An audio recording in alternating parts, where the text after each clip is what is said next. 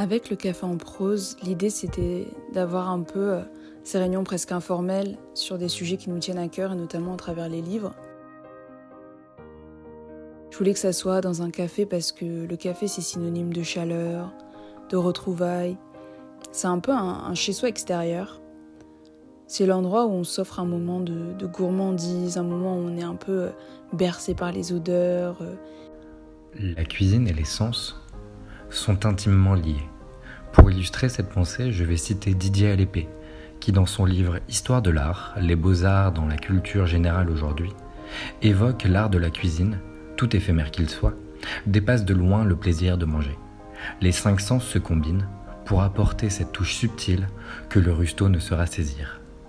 Bien sûr, nous avons les 2 principaux, le goût et l'odorat, mais il y a également le toucher, lorsque vous pétrissez une pâte, l'ouïe, avec le crépitement dans une poêle, et pour finir la vue, qui est un des sens les plus importants dans l'art culinaire.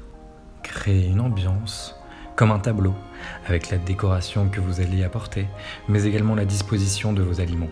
C'est ainsi le sens qui s'éveille le premier lorsque votre plat arrive. L'activation de tous ces sens va vous permettre de vous évader, le temps d'un repas, comme une invitation au voyage, dont nous avons grand besoin en ce moment.